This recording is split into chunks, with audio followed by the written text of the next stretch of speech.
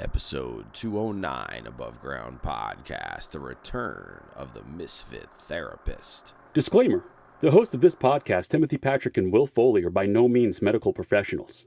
However, having lived experience with mental illness themselves, they have gained useful perspectives on common mental health issues that some of us struggle to overcome on a daily basis. By sharing their stories, they hope to create connection.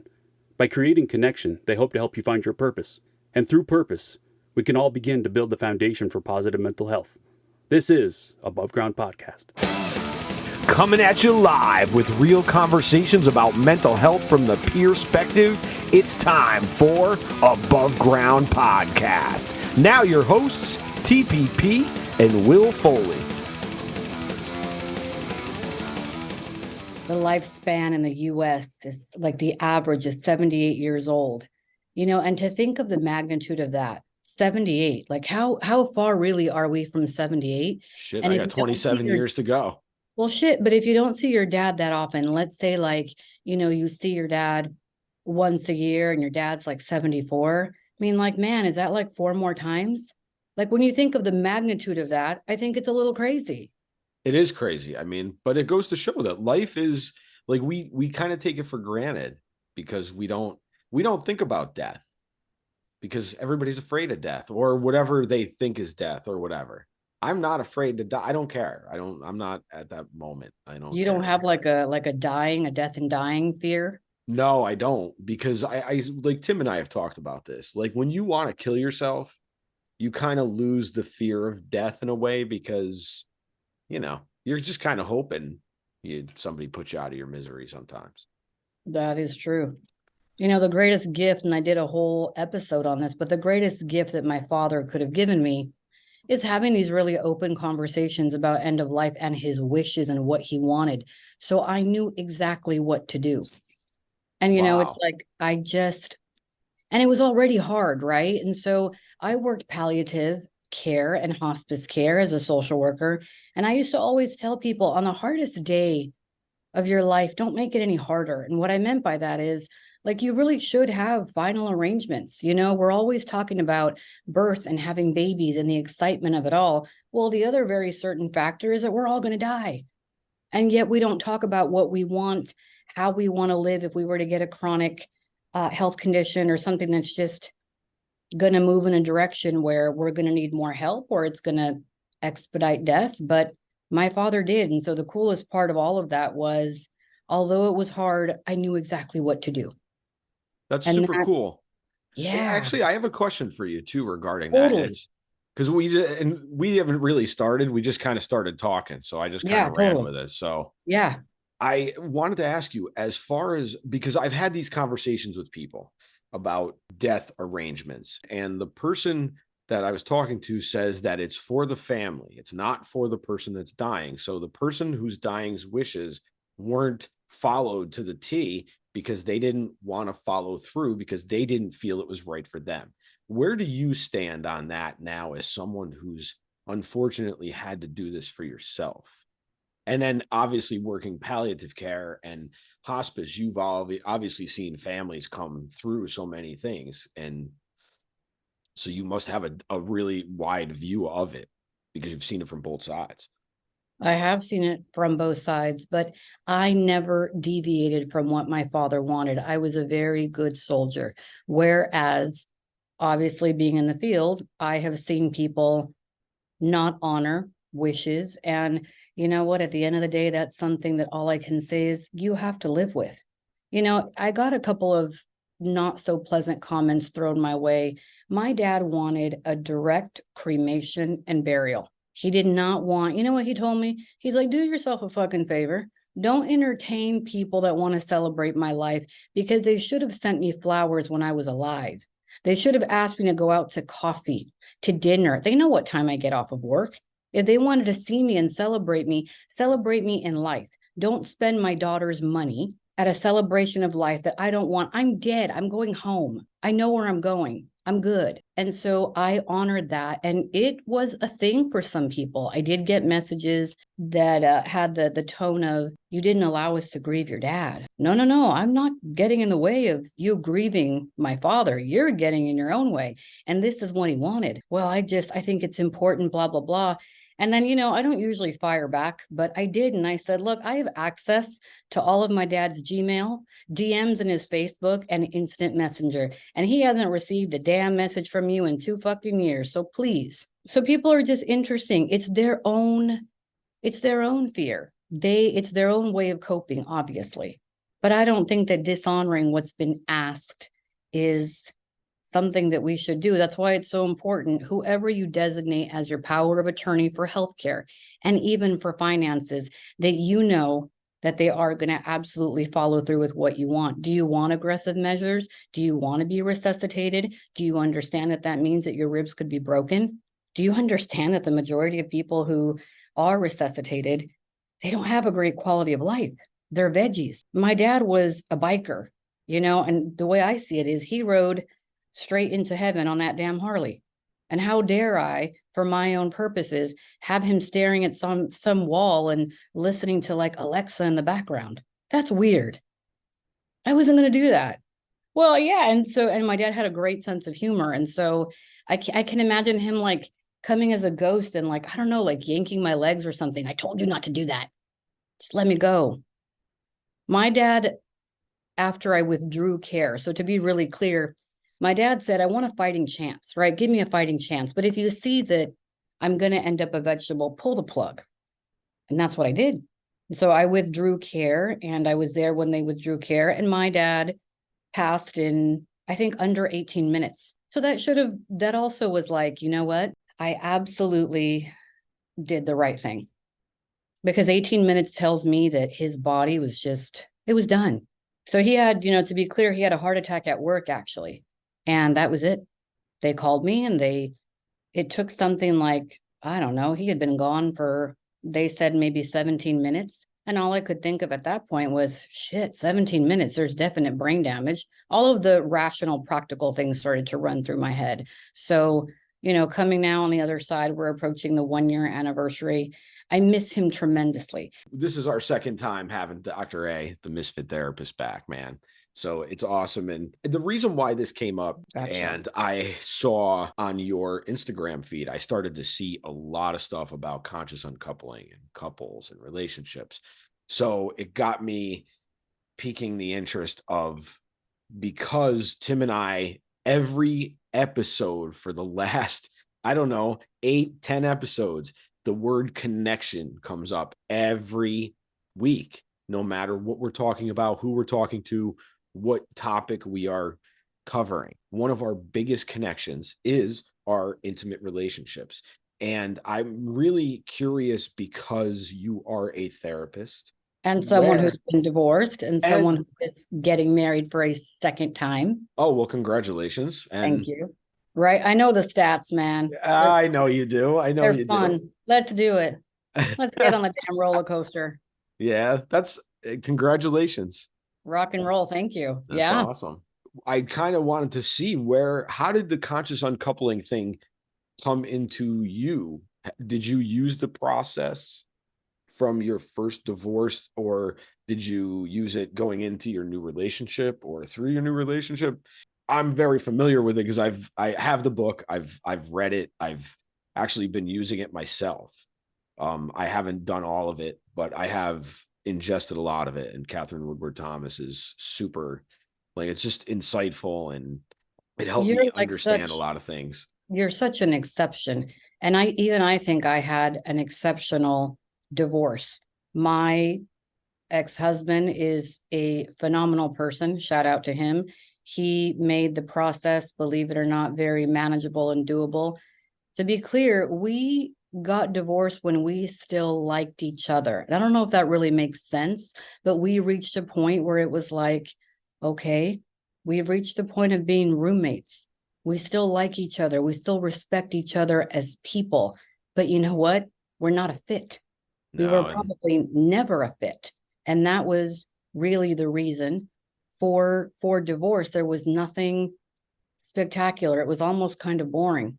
And so we did everything together, including filing for divorce together. We talked about how much child support was going to be paid. No one dictated the way that we were going to get divorced. We're in the state of California. I know you guys are on the East Coast, but over here, you file and within 6 months, right? That's the waiting period. If things go smoothly, then bada bing, you're divorced. And to the exact date, we were divorced in 6 months because we cooperated. It's so interesting to me how you can just love and fall in love with someone, and then at the end of all of it, just shit on them.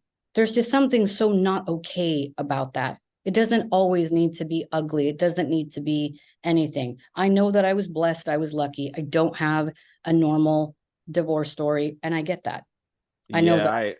I don't really have a normal one either, because it's I mean, it's been an active process, the whole thing. And we worked together, and in New York, we went through mediation.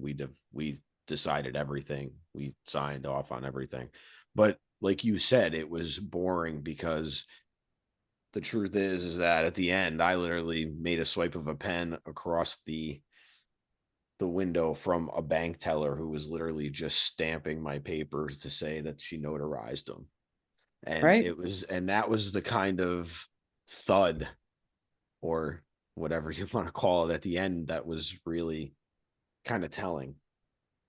Why do you think Go ahead. Yeah. No, well, why do you like why do you think I agree with you that it's very confusing for me as far as like how the word love is thrown around, and how two people can connect and cohabitate, and then a week Have later, whatever.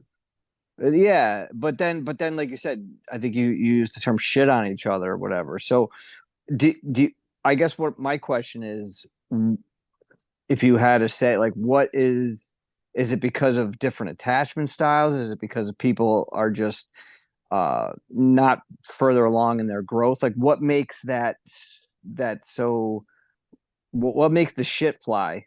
Because More so. originally they probably got married for the wrong reasons, because they weren't ready to get married, because they had probably what we call primary attachments, that meaning mom and dad or whomever raised you, that did not show them what a healthy relationship looks like. So now we have two people from different backgrounds with baggage that has not been addressed individually. And so then we think, oh, well, you bring your shit and I'll bring mine and we'll have a shit party. Like, this is so exciting. Yeah, no. So I think that has a lot to do with it. For a lot of people, marriage, believe it or not, ends up being something on the checklist. I went to college. I got a degree. What should I do next? Now, I think this generation's a little different, Gen Alpha, Gen Z. But if I look at the millennials and beyond, it's like a checklist thing. When I ask my clients, hey, so why'd you have a baby? Or why do you want a child? The majority of them cannot answer that question. It's a checklist. I know you cringe, but the majority of people cannot answer. And then I get, depending on, again, and I'm going to talk about being Hispanic, right? My family's from Cuba, but sometimes you even get the answer, you ask, why'd you have your second child? I wanted a boy. That's not a good reason to have a second child. Or I wanted a girl. Like, what the hell? No. Is that a cultural thing, do you think? Or do you think it's a lack? Because here's the thing, like our parents shouldn't have had children either, because they sure as fuck didn't clean up their shit. So, right. and this is a fact. Most of us haven't cleaned up our shit. And again, we haven't cleaned up all of our shit either. Like all our shit's still not cleaned up. So we're going to pull that into the next thing too, because I know I'm not above my shit right now still. Oh my God, I've been in therapy for something like 15 years, and I'm a therapist, and I am very open about that. Originally therapy for me started off as something that was part of my doctoral program, and it was something that was mandatory. But then I was like, ooh, I like this exploration stuff. And obviously I stuck with it, and I've been doing it ever since. But that is why I believe that I am a solid therapist. And that's because I talk my crap out with a peer, hopefully more brilliant than I am. And there we are. No one's above help. No one's above. There's a lot of shit that I still don't know. Or because I'm in the shit, I can't see my own shit. So someone please point it out. Thank you. That's what I was just going to say. Different the peer perceptions. thing's super important. 100%. Different perspectives on different things. Like you said, if you're in it, sometimes you don't see it. Sometimes if you can't step outside and look, you need somebody else to do that for you. And I think that's an amazing thing. And I agree that even before you said it, it's gonna make you a better person, therefore make you a better therapist. It's probably gonna make you a better parent, it's gonna make you a better partner, all these things. I apologize to my kid all of the time. And it's a true apology. My son's name is Josh. And I'll say to him, hey, buddy, mommy's really sorry, for the following. There is no but, there is no anything. I don't follow it up with, but you weren't listening to me, because hell, that's not a true apology. I should not have snapped, period, the end. Mommy is sorry. And if that made you feel a certain kind of way, I am sorry and I'm going to do better. That's an apology. You don't go to your damn kid and say, well, I'm sorry for slapping the shit out of you, but you were getting on my nerves. That's not an apology. So it all trickles. Marriage is interesting. And then we have kids, and then that adds an additional stressor. And just because you're good as a couple does not mean that you are going to be good as parents. There's this bizarre assumption that somehow getting married, like, well, but he was such a good husband. Yeah. Good parents don't make good couples either, though. Mm-hmm. I mean, there are some people who rock it as dads, but they have no business getting married until they heal up or whatever. Me, but I didn't know that, though. That's the thing. Like I really didn't know that. And until it just took a really long time to finally. You know what? You don't know what you don't know, right? And so your responsibility is, once you do know, to do something about it. Right. That doesn't mean there aren't consequences, though. There's tons of stuff that you don't know, and you still have to pay the consequences for it. Oh, absolutely you do. You certainly do. And I think that's part of growth, though, isn't it? I mean, that's the whole growth process. There's no growth 100%. without pain. 100%. Excellent. No, I'm enjoying it. You guys keep going. He's like, just keep going. It's like, just keep talking.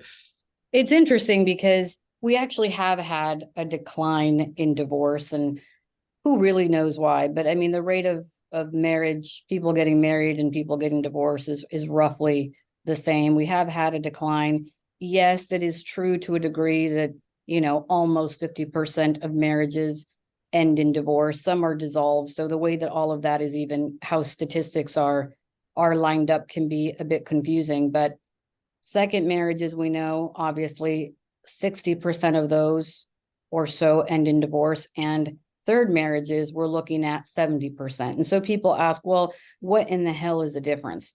Well, in second and third marriages, number one, been there, done that, right? And so you're less afraid, perhaps, because you've already been, buried, resurrected. They've dragged you through the mud. They've taken your damn house, your pony, your dog, a country song, whatever. You've been, sorry, you've been through it. Isn't that true? Like, people always say that, like, rap songs are about. Yeah, it's a country song. Your dog, your truck. That's right. Yeah. They took your truck from you, and it was lifted and it was pretty, and now it's gone because you had to pay the bitch alimony. Like, okay. So, and Carrie Underwood ran a key down the side of it. That's there what she did. Is. Yeah, no, she likes that stuff. I should call Carrie Underwood. Maybe there's an anger management problem there. Anyway, it's making her money. Go for it. You go, girl. Anyway, so yeah, so second and third marriages end in divorce because it's well, I've been there and done that. And the other is obviously emotional baggage from the past. You come into this brand new marriage without resolving what broke up your first marriage, right? That's huge. And you just think, oh, like, I've healed, I've evolved. Really? Well, what have you done? You haven't read a damn book. You haven't gone to counseling. You don't listen to podcasts. So how are you different? How are you better? What have you learned? Nothing, right? So there's that piece. And obviously there's the X factor. We got to bring them up, right? Because the X factor, when you do have bonus children, I hate the word stepchildren. It sounds so ugly. I like the word bonus kids, right? I've got 2 of them. But then you have the X factor. And then how does that play into the marriage? Because it does, right? Depending on how old the children are. And then obviously there's money. It's all of those reasons why Yeah, money people divorce so is quickly. got to be a tough subject too, especially when it's couples remarrying because of the system or the setup that they have sometimes, I'm sure. Oh my God. Imagine you're getting married to somebody and you love them, and then they come with a price tag of, $2,000 in alimony. That doesn't feel good to the new partner. But that's the baggage that this person is coming in with. It's the truth. I Yeah, oh wanted a no, of Louis course. Vuitton bag, but you had to pay your ex, damn it. That's not fair. Just kidding. We gotta laugh about it. I can buy my own Louis Vuitton bag. I can. Did you ever see yourself getting remarried? Yeah, I totally believe in love. And you know what the thing is, though, as cheesy as that sounds, the biggest thing about anything that you'll ever ask me, I really trust myself. I really, really do. I know that I have a potty mouth. I know I can be inappropriate, but I'm a very, very faith-based person. And the person in my corner, at least for me, what I believe, there is nothing that I can't do and that I can't overcome. So it never occurs to me that I'm just not going to make it. And heaven forbid this doesn't make it. Guess what? I'll be okay. I'll be great. I'll move on. I'll do a podcast on it. Just kidding. Poor Nick. My fiance is like, what did you just say?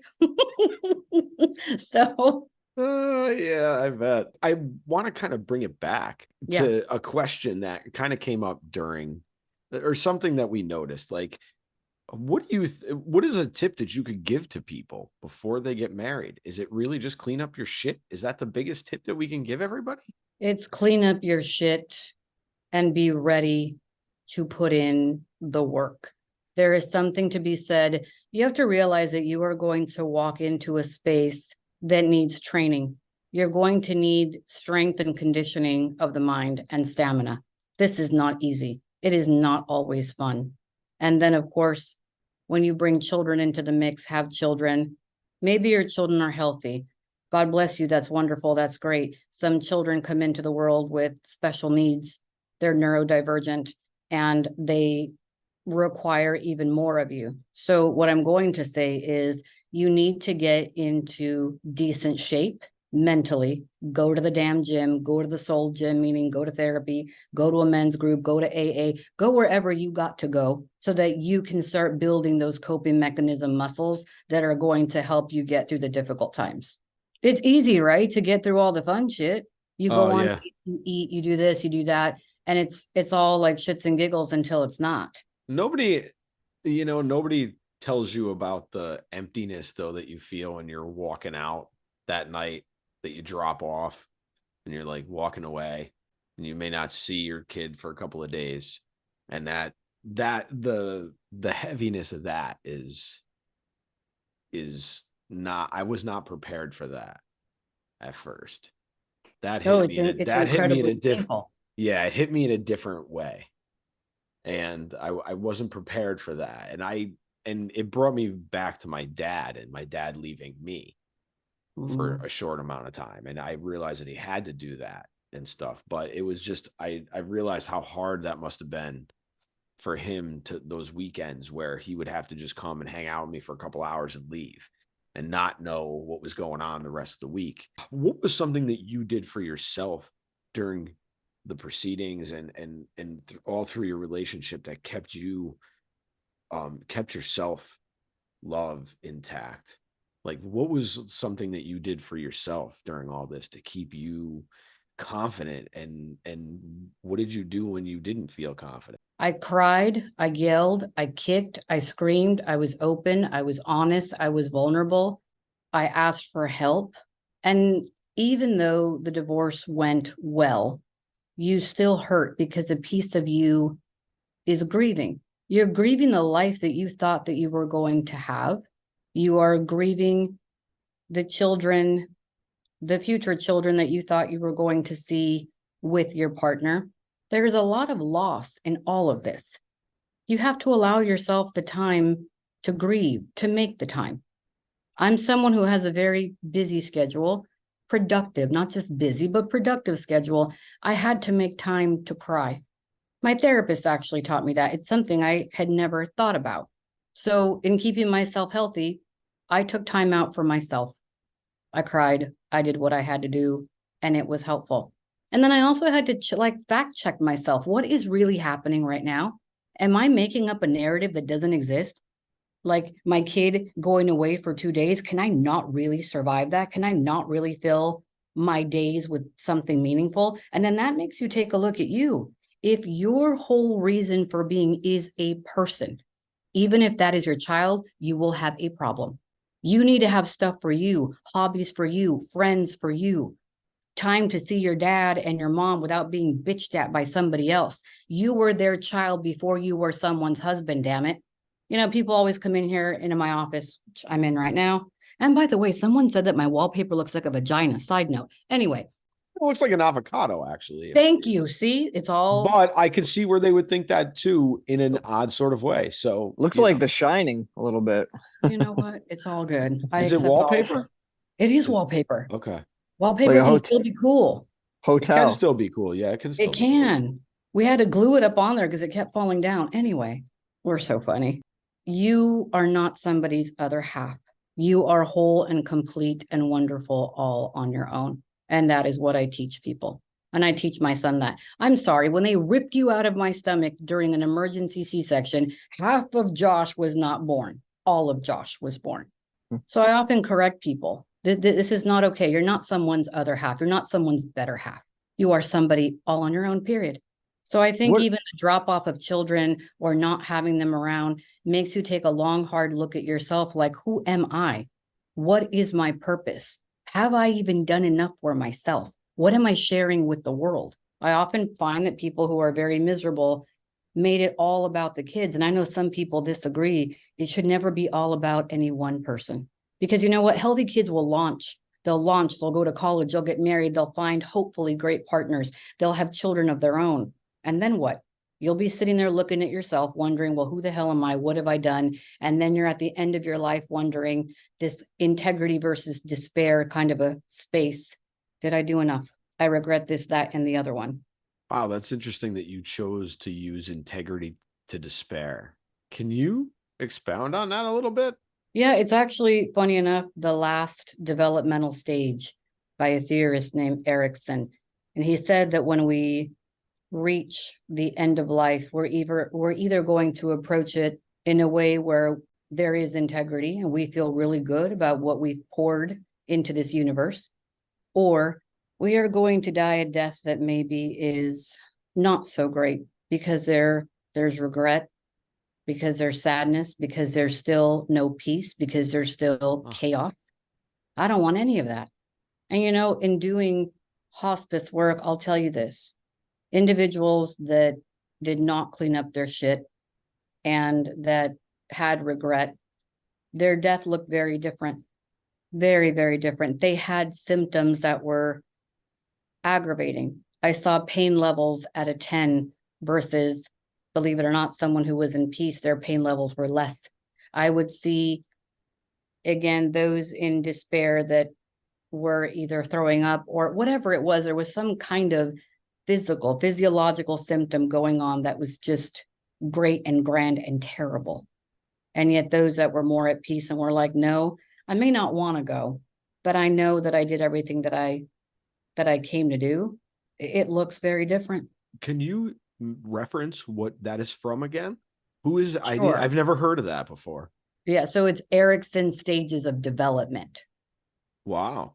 Okay. Yep. Because Yeah, they teach it in like Psych 101, and anytime you're going to go into the Okay. helping, profession. As So I'll be taking Psych 101 soon because I've actually started to look into going back to school. So good for you. That's yeah, amazing. well, we'll see. Well, you've it's in talked the to enough talking. people. It's in the talking stages right now.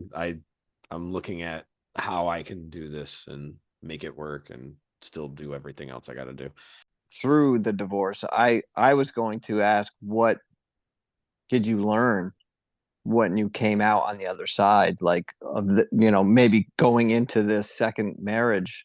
What were you like, you know what, like, I'm more confident about this, or I'm going to strive to not do this sort of thing, if that makes sense. Yeah, I'm not going to bring Dr. A into the relationship. I'm not your therapist. I'm your wife. I'm your partner. I am not your damn coach. I'm not your teacher. I'm not your savior. I'm not any of those things. I just want to be your partner. I don't want to save. I don't want to rescue. I don't want anything. That doesn't mean I won't support, but I have found, not just me, but when you get into the role of non-partner and you play any other role, all of a sudden you're not attractive. Newsflash. When you're playing the mommy role, no one wants to sleep with their mom. That's weird, right? I know, right? You're laughing, but it's the truth. You can't become your No, I husband. get it. Totally. I do, because I get it, because it's hard too, because you look at each other differently. Because I 100%. I can't believe that doesn't happen on both sides, because it does. That's not sexy. That doesn't make me want to jump anyone's bones. That's not okay. Like, stay in the role of partner, continue to have fun. Most of us are blessed to be able to access some sort of help, right? Go and do it.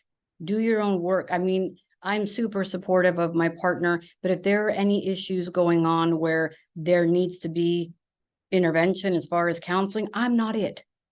So I learned not to bring Dr. A into the relationship to a degree, which was very humbling, because here I am thinking, oh, look, I'm the helper.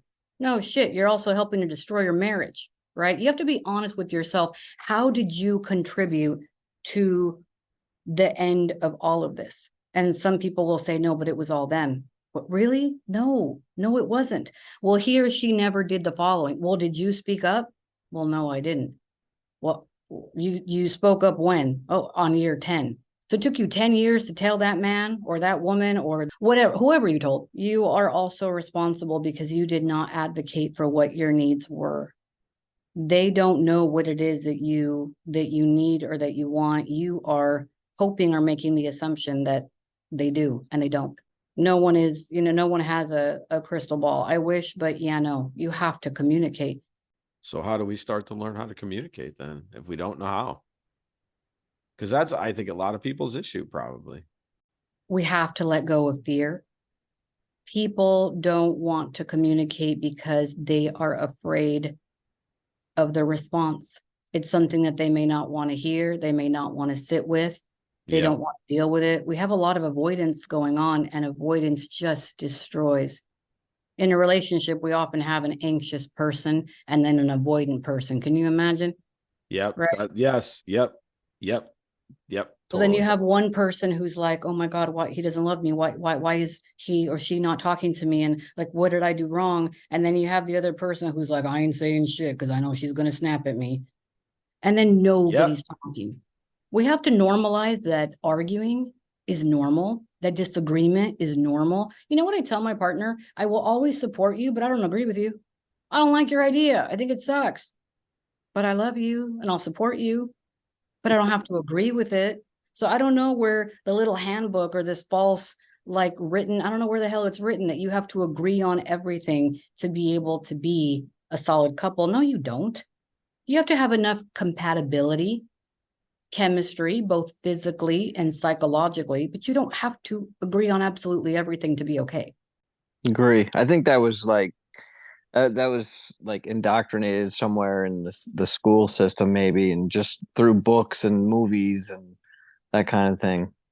Yeah, Disney lied, Pixar lied, like they're making a lot of money off of us, but that does not exist. There is such a thing as healthy conflict and being able to grow, and it feeling the sense of also empowerment. What a beautiful feeling to know that I am loved, that I'm accepted, and that I'm supported, even in the absence of my partner agreeing with me. That's the definition of unconditional love, if you think about it. I was just going to say that. It sounds like that to me. Because I think that, Will, you were saying something about communication being a problem. I think that people are looking for unconditional love, but they have a bunch of conditions along with it. And, they're not willing to do this, but they expect their partner to do that. And I That's think so that hypocritical. it drives me nuts. It's crazy though, but I see it a lot and I witness it a lot. And It's kind of terrifying. I The just start don't of think people communication. recognize it. I don't think people recognize it because they don't want to recognize it and they Sure. ignore it. That's really what it is. I mean, it's ignorance. It's not anything else. I mean, if you get to a certain age and you're in a relationship and you can't see that there's shit that either one of you has to work on, then you're both the problem. Like, that's just it. You're both the problem. So if you can't look at yourself in the mirror and say you got shit to work on, you can't admit it, then you need to get the fuck out and figure out what it is, because you're never gonna keep that relationship going. You can't. You have to practice moving past the fear and saying what you need to say from a space of love. If you come at someone still from a space of love, even if the words are not perfect, you're going to be okay. So it's about practice. So communication, or how do we start communicating? We practice and we move past the fear. And then there are obviously other techniques, other tactics that we teach. But I always tell my clients, just start talking. I don't care if they're I statements, I feel this way, I yada yada. No, okay, just start talking. Because that's it. And don't worry about how it's going to be received. Because right now, it's being received something negative anyway, because you're silent. Is that a pretty prevalent combination of avoidant and anxious?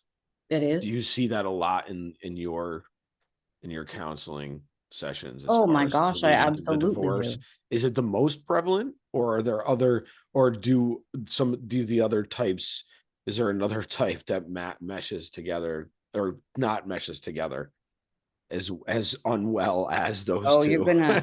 gonna love this one. There are individuals who have a secure attachment, and that's what we strive for. But here's the thing about secure attachments. They also think that they're invincible and that they can go ahead and take on the avoidant or the anxious or the whatever as a project. Bad news. Because then what ends up happening is that very securely attached person starts to doubt themselves. It changes. I can't tell you how many people who come in here and once upon a time had a secure attachment end up with someone who's got, let's say, narcissistic traits, start to become abusive, etc. And then all of a sudden, this very secure person is now someone who is anxious themselves, and even a combination of anxious avoidant. So we see that too. Do you ever see, is it, I don't know if this is typical or common. Do you see, like in that situation that you were just explaining, is it common to see, if whether they're secure or not, but if they're not one to have narcissistic tendencies or manipulative tactics or whatever they may be, do they do you do you see when the partner is doing it, and then the partner that doesn't do it, do they mimic it? Does that make sense? Do they mimic the behavior that they're being given, you mean? Yes, yes. I can answer yes. Let me give you an example. When there is intimate partner violence present, eventually, and I'm going to use traditional terms because we've changed them throughout the years, but let's just use perpetrator and victim. We start to see the victim who's finally had enough. That doesn't mean they'll leave, by the way, but I'm just saying they finally had enough, and all of a sudden a slap comes from them for the first time. A manipulative tactic starts to come from them for the first time. And then they come to therapy and they're like, but I'm also a perpetrator. And then I have to explain it as, no, you are human, and a human who was responding to an inhumane situation. And so then it was like, well, shit, I can't keep on having someone hit me, so I will do the same. I can't keep on, so maybe this will work, and I'll gaslight or stonewall or any of the, lovely Instagram psychology words. I'll do the same. So yes, we do see some of that in some of the couples for sure. Awesome. That was a perfect answer. That's exactly what I was looking for. Thank you. Yeah, well, birds of a feather, right? But oftentimes people have to realize you marry your primary attachments. Like newsflash, you married your mom and dad. Wake up. And, people think that gender has something to do with it, right? So they'll say that girls, women, marry their father and vice versa, right? That boys, men marry their mother. Not true. You will marry a primary attachment regardless of gender. So it could very well be that, you're male, and all of a sudden your female partner has certain behaviors that are 100% your father. Who's the one that used to criticize? When I ask my male clients, who's the person that used to criticize you? Who's the person that used to redirect you when they thought that you didn't do something in a certain way and it just wasn't good enough, etc. And they'll say, does my dad? Yep. And your wife does what? The same thing. You married your father. The worst thing is about that, the same thing that you are craving from that primary attachment, usually you're craving from this partner. And so then it becomes incredibly toxic because you were just hoping and praying and begging that one day they will just say, you are good enough. And guess what? They won't. They won't. And that always gives me chills to say, because it comes up often. We marry our primary attachments and then we hope that they give us what we've been missing. And we don't, generally, and we don't get Right? it. Yeah, no, we don't. We don't get it.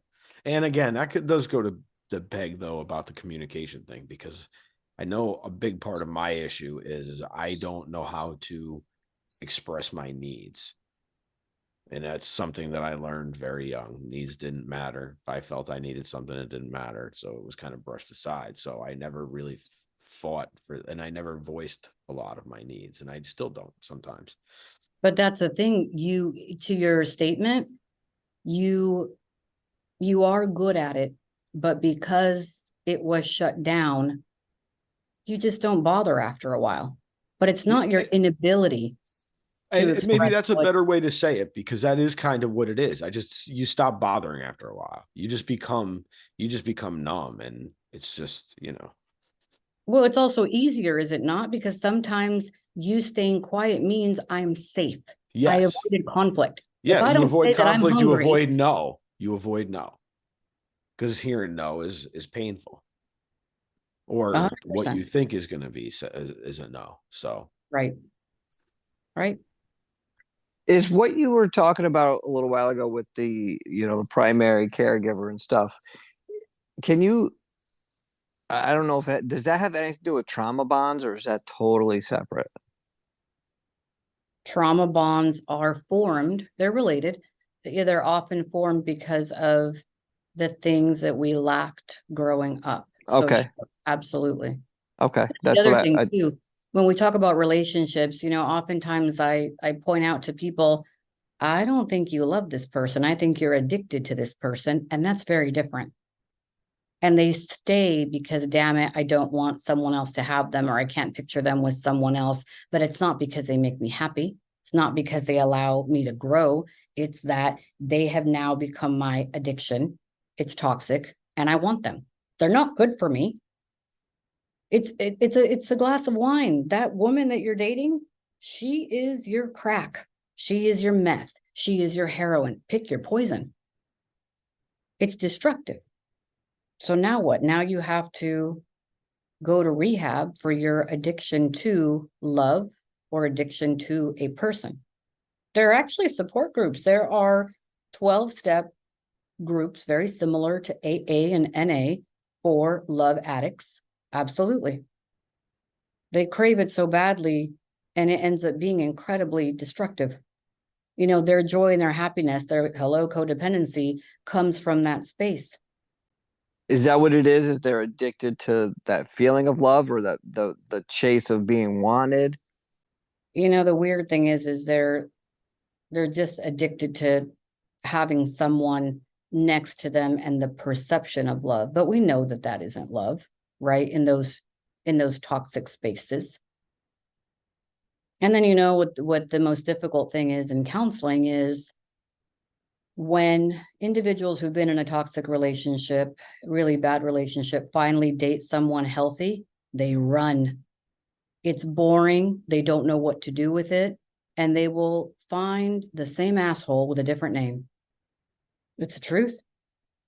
Stability does not feel good when you come from a place of chaos. that feels very foreign. So, and do I even deserve to be in a safe space? Am I allowed to be vulnerable without getting slapped or yelled at or told that I don't bring in enough money? It's a very foreign thing for someone to say, a very foreign thing for someone to hear, I appreciate you, when they've never heard that before. I'm so thankful that you're my partner. I'm so blessed that you did the following thing. That is really uncomfortable for people. They would rather get called whatever name and 4-letter word and you know, like a potato thrown at them or something, a vase potato, whatever floats your boat. But yeah, it's uncomfortable. All the good things that we talk about are uncomfortable here on Above Ground Podcast. That's what right. we do. That's what we do here. That's what Dr. A does too on her podcast, the Misfit Therapist, man. All the You time. can check that out everywhere too, just like you can check ours out. So subscribe That's to right. both. Thank you so much for taking time out of your schedule and fitting us in. And 152, Dr. A's last episode was. yeah, 152. Wow. That's so crazy. I love being on with you guys. It's also nice to have the male perspective on things. And it's also just an amazing thing to have you be so raw and so honest and so just so much fun. You know, I think it's so hard for men, especially to get through divorce. Somehow I think that they don't ever reach out for help the way that they should.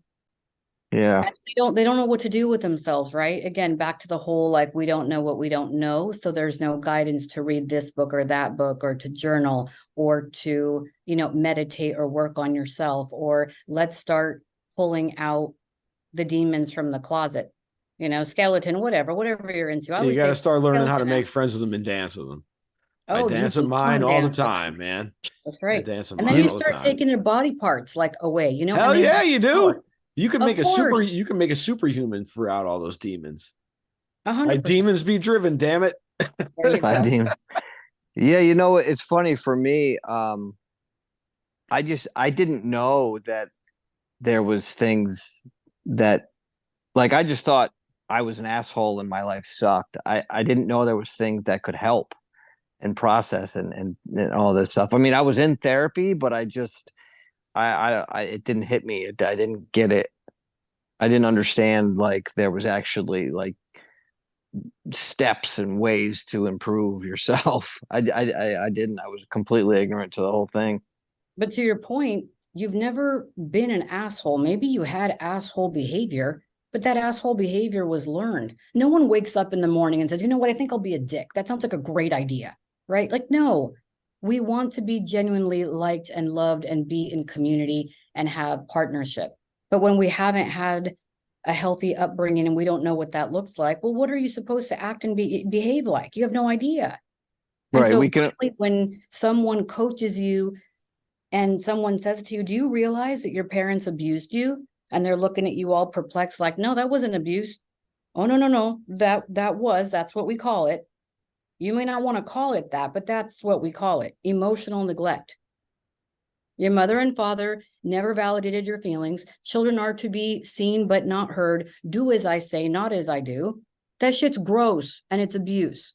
People need to wake up to it. That doesn't mean, though, to be very clear, that we're shitting on parents, that parents are terrible. We're all parents. And that Yes, we are. that we hate them or that we can't have a great relationship with them. We're allowed to feel a certain kind of way about our parents and their deficiencies. We're allowed to hold them responsible and accountable. We're allowed to say, this hurt me when I was 5, and 5-year-old me shows up every time I have an argument.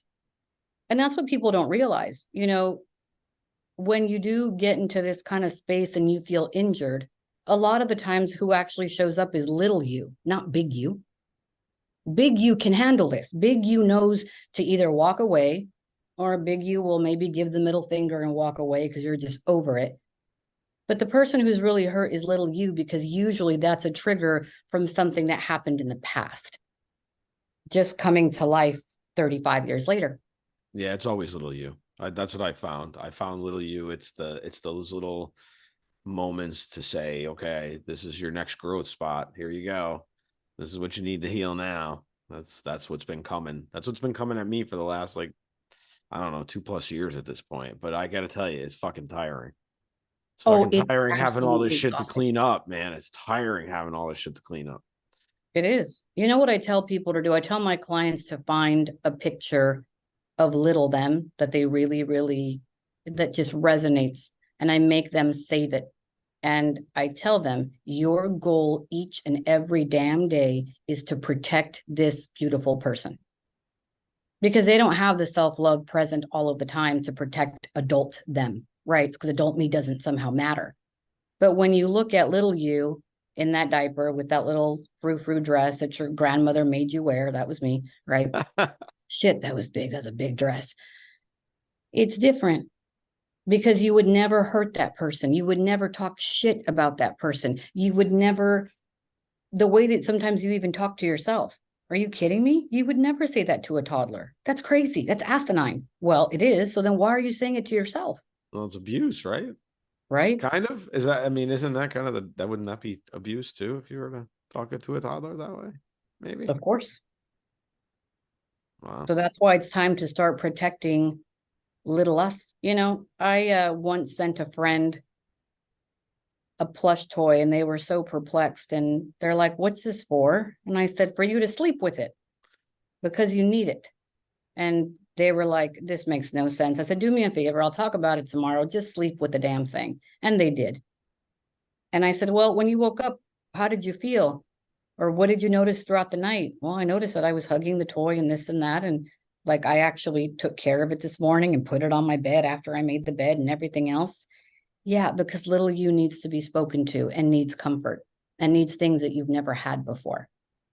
You're allowed to go backwards a little bit to be able to take steps forward. How do we find out what little me needs? Oh man, it actually is more apparent than you think. So, for example, I mean, Will gave a great example of I'm not good, or I'm not good at expressing what it is that I need. Well, you've been told that too, I'm sure. Someone's probably brought it to your attention. And then as you look back, the question is, when was the first time that I denied myself as far back as I can reach, as I can think, that I just stopped speaking up? And oftentimes you'll go back to childhood and say, oh my God, I remember that around the age of 6, I probably said this or that, and my needs weren't met. And then I tried again, but then that was met with some sort of violence or just dismissiveness or whatever. And so I learned to be quiet. So it's more obvious than you think. You know, when you're yelling, let's say you were a yeller, right? You're yelling at your partner, you're yelling at your children, and it's like, why do I feel the need to fucking yell? Because quite frankly, that's what was done to me. Right? And so then we look back and it's like, well, what does little me need? Little me needs not to be yelled at, which means that I cannot yell at my children the way that I am. You don't even realize that you're doing, and then you're doing it. And then all of a sudden you're like, oh my God, I've always said I don't want to be anything like, right? Fill in the blank, my mother or my father. And then you realize that you are. When you yell at your kids, you're yelling at yourself. And that's a very humbling thing. When you react to your kids, it's you. It's a you thing. It's not a them thing. They don't know. It's a hard one. But that's how you find out. That's a It's your, bitter it's your current behavior. that's a bitter pill to swallow too for a lot of us. 100%. But I believe that there is such a thing as redemption and beautiful relationships. I don't mind sharing this. I had a relationship with my father. I feel like I've had 2 dads. One from age 1 to arguably, I'm going to say 27 and a half, and I'll tell you why. And then from 27 3/4 to present day when he passed. My dad was someone who was just kind of more macho, you know, and Cuban and just, you know, Ricky Ricardo kind of on steroids. He didn't really get me a lot of the times. And he didn't really get me as a child. He wasn't great when I was a child. He wasn't great when I was a teen. Some way I remember that we had an argument, and actually many people know this story, and I'm not ashamed to share it. And I said to him something along the lines of, this hurts, I'm hurting. And his response was, well, and how do you think I feel? And I blew it. I lost my shit because all my life, that's all it's ever been. Well, what about me? I don't give a shit about you. You're the fucking parent. I had just had Joshua. I'm a brand new mom. And I don't know what came over me, but I remember handing my child over probably to like my then husband or even my mother. And I said, Dad, I don't give a fuck how you feel. I'd never answered my father in that way. But I said to him, but I will tell you this. If you don't change your behavior, you will never see me again. That's my boundary. I now have a little guy. It's different. The game's changed. I don't know what about that conversation, if it was fear, true fear of losing me, his own selfish fear of being alone as an older man. Hell, I don't know. But from almost age 28 to present day, I had the most beautiful relationship with my father. I got the apologies, gives me chills, that I wanted for 27 years. But it was because I finally put the boundary up. The boundary, it took me as an adult putting up a boundary. You can't say these things to me for it to change. That's all it took. So I know what it's like to have a parent who maybe wasn't stellar and then also see change. But my dad put in the work. I do have to say that. And not everybody's willing to put in the work. My dad did. All of a sudden, we were having conversations. We were listening to each other. We were exchanging information. I was asking stuff about the past and how he grew up. And it helped me to understand like where his fucked up thinking came from. Right. And I'm like, well, Dad, because now I know where my fucked up thinking came from. You're like 50% of that. Thank you very much. But then there are pluses, because in even the things that he gave me that are maybe perceived as negative, he's also the reason why I'm so strong. He's also the reason why I don't take shit. He's also the reason that I have masculine qualities and I've been able to crawl up the ladder of success. I ain't afraid of nothing, right? And who taught me that? Taught it to me in the wrong way, but then I had to figure out how to use that in the right way, because I can't just be slapping people around. You know, that's not a good idea. I'd lose my life, right? Right. And that never happened in my home. My dad was more of just emotionally selfish, period. Right. He just didn't, it was always like, well, how do I feel? I was the person who ended up having to like apologize for things that I didn't do because I just wanted to keep the peace with my dad. And like, that's not cool. And then I found myself apologizing for things in relationships that I didn't do. And I'm like, fuck this. Where's my therapist number? We got to fix this. I'm not going to keep on apologizing. No. What are you sorry for? You didn't do anything. But so many people are in that boat. So I think that some people believe that it was all rainbows, but no, it wasn't. But he changed his ways. He put in the work, and that was the rest of our time together. And it was amazing. And then I realized, my God, I'm much more like him than I thought. Thank you so much, Dr. A. Thank you so much, guys. I love it. Thank you guys for having me on. Thank you for giving us a listen. New episodes every Wednesday. If you listen on Apple Podcasts, you can share, rate, review, and even subscribe so you'll never miss an episode. Other ways to support the show: follow us on social media, share the content, share our episodes. You can also buy us a coffee at buymeacoffee.com/abovegroundpod. For further concerns, show ideas, or just to say hi, you can email us at abovegroundpodcast@gmail.com. Once again, thank you for listening and supporting mental health. Keep the conversation going and stay above.